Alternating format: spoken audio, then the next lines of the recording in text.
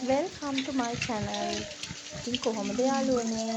ඔයාලා හැමෝම හොඳින් ඇති කියලා හිතනවා. ඉතින් අද චුට්ටක් වැස්ස තියෙන දවසක් තමයි. වැස්ස ඉතින් අපි සබාදහමට අවනත වෙන්න ඕනේනේ. අපිට වැස්ස නවත්තන්න බැහැනේ. වැස්සෙන් චුට්ටි කරදර වුණා තමයි. ඒත් අපිට ඒ දේවල් වලට මුහුණ දෙන්න සිද්ධ වෙනවා. අද නිවාඩු දවසක් නිසා මං චුටි වැඩක් කරන්න යන්නේ ඕගොල්ලොත් එක්ක. ඔයාලටත් පෙන්නන්නම් මොකද්ද මං කරන්න යන්නේ කියලා. අපි බලමු මැටි වලම් පදම් කරගන්න විදිහ. හස්බන්ඩ් මට ගෙනල්ලා දුන්නා මැටි වලම් ටිකක්. මට එක මැටි වලඳයි තිබ්බේ. අනිත් ඒවා ඔක්කොම බිඳිලා ගිහිල්ලා. ඒ නිසා මට වලම් ඕනි කිව්වම එයා කැලණි ගිහින් එනකොට මට වලම් ගෙනත් තිබ්බා. මේ ලොකු සයිස් එක 150යි අනික 120යි චූටි මේක රුපියල් 100යි.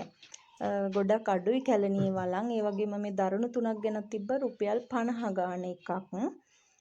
දැන් මම මේ ටික පදම් කරගන්න තමයි යන්නේ. ඔන්න ඉස්සර වෙලාම බේසමකට වතුර පුරවගෙන ටිකක් පිරෙන්න පුරවගෙන අපි ඒකට මේ වලම් ටික දානවා පෙඟෙන්න. අපි මෙහෙම වලන් ටික පෙඟෙන්න දාලා සම්පූර්ණ දවසක් තියන්න ඕනේ.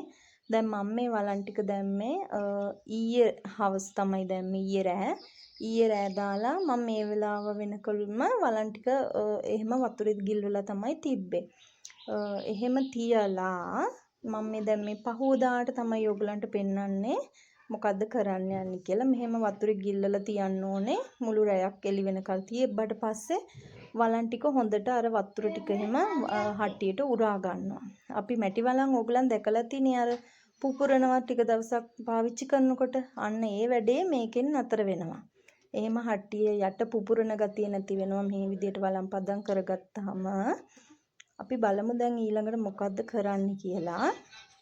අපි මේ වලන් ටික හොඳට පිහිද ගන්න ඕනේ. ඊට පස්සේ හොඳට පිහිදගෙන අපි ඇතුල් පැත්තයි පිට පැත්තයි දෙකම හොඳට පිහිදගෙන අපි ගා ගන්න ඕනේ මේ හට්ටියේ ඇතුලේ පිටතයි පොල් තෙල්.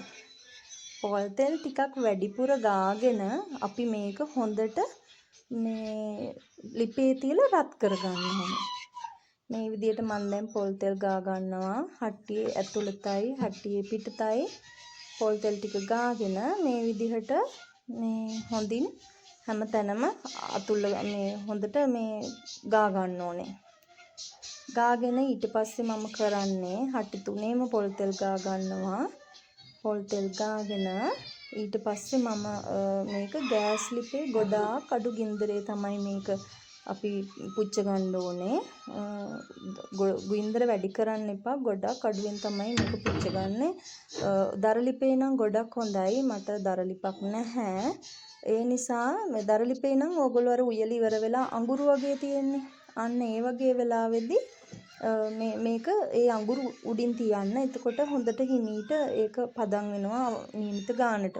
ඉතින් මට දරලිපක් නැති නිසා මා දරලිපක් හදා ගන්න ඕන ඉස්සරහට. මොකද මම දවසයි දරලිපේ මැටි හට්ටියේ කෑම හදන්න. ඉතින් දැනට මම මේක ගෑස් එකේ තමයි පුච්ච ගන්න. මං හට්ටි තුනම ලිපේ තියලා අඩු ගින්දරේ පුච්ච ගන්නවා මේ විදිහට. වළඳ හරව හැම පැත්තක්ම බැලන්ස් වෙන විදිහට වළඳ අපි පුච්ච ගන්න ඕනේ. ඊට පස්සේ අපි කරන්නේ මොකද්ද දන්නවද? මේකට අපි ඊට පස්සේ පොල් කුඩු දානවා. අපි පොල් මිරිකලා අයින් කරගන්න පොල් කුඩු ටිකක් අපි තියාගෙන ඉඳලා ඊට පස්සේ මේ හට්ටියේ තියෙන පොල් තෙල් ටික මේ වළඳට අල්ලගෙන එනවා කියලා වගේ තේරෙනවානේ.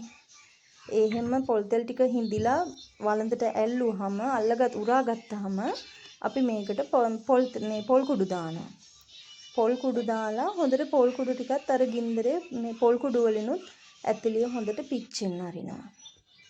එහෙම පිච්චුනාම අර යට අඩියේ පුපුරන ගතිය එහෙම නැති වෙනවා. හොඳට වළඳ හොඳට පදම් වෙලා හිටිනවා. ඊට පස්සේ අපිට පුළුවන් මේ පොල් කුඩු ටික අයින් කරලා හට්ටිය නිවෙන්න ඇරලා මේ හොදලා පාවිච්චියට ගන්න. මේ විදිහට වලම් පදම් කරගෙන බලන්නකෝ ඔයගොල්ලෝ. මේ විදිහට පදම් කරගත්තාම ඕගලන්ට ගොඩ කල් වලම් පාවිච්චි කරන්න පුළුවන්. යට අඩිය පුපුරන්නේ නැතුව අර මේ පතුරු වගේ ගැලවිලා යන්නේ. අන්න එහෙම නැතුව හරිය ලස්සනට පාවිච්චි කරන්න පුළුවන්. ඔන්න දැන් මගේ යාළුවෝ ටික ගැන මම ඔයාලට කියන්න යන්නේ. මේ ඉන්නේ අපේ ගෙදරට ආව අලුත්ම අලුත් අමුත්තු ටික. බලන්නකෝ හරි ලස්සනයි නේද මෙයාලා. මේගොල්ලන් චූටි හරිම හුරතල් සත්තු අපේ හස්බන්ඩ් ඇති කරන්නේ. මේගොල්ලෝ ඇති කරන්නේ හුරතලේට. හැබැයි මේගොල්ලන්ගේ පැටව් ආවහම අපේ හස්බන්ඩ් එයාලව බිස්නස් එකක් විදිහට ඒගොල්ලන්ව පැටව් බෝ කරලා ඉල්ලන කට්ටියට දෙනවා. එහෙම දෙයක් තමයි කරගෙන යන්නේ. එයා ඉතින් ඒක එයාගේ විනෝදාංශය ඒ විදිහට කරගෙන යනවා. ඕගලන්ට පුළුවන් මේ වගේ සත්තු කැමති අය ඉන්නවා නම් අපෙන් ගන්න පුළුවන්. මම ඕගලන්ට නම්බර් එක දාන්නම්. මේ ඔයාලට අවශ්‍යයි ඉන්නවා නම් ඒකට කෝල් කරන්න. මේගොල්ලන්ගේ බිත්තර කන්නත් පුළුවන් අපිට. හැබැයි ප්‍රමාණයෙන් ගොඩක් අනිත් බිත්තර වලට සාපේක්ෂව ටිකක් කුඩයි බිත්තර. ඒ වගේම මේගොල්ලන් ඇතුලේ හදන්නත් පුළුවන් කූඩුව ඇතුලේ. ඒ වගේම එළියට දාලා හදන්නත් පුළුවන්. හැබැයි ගොඩක් මේගොල්ලෝ කැමති ඇතුලේ ඉන්න. ඒ නිසා මේ අපිට කරදරයක් නැහැ. ඉතින් ලස්සනට අර චූටි කුරුල්ලෝ වගේ මට නම් හරිම ආසයි මෙයාලා දිහා බලන්න.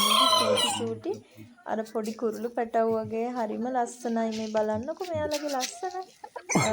ඔයාලට ඕනි නම් අපේ නම්බර් එකට කතා කරලා මෙයාලව ගන්න පුළුවන්. එහෙනම් ඉතින් අදට මට යන්න වෙලාව හරි වගේ. මම ගිහින් ආයෙ දවසක එන්නම්. එතකල් ඕගොල්ලෝ පරිස්සමින් ඉන්න. අපිව සබ්ස්ක්‍රයිබ්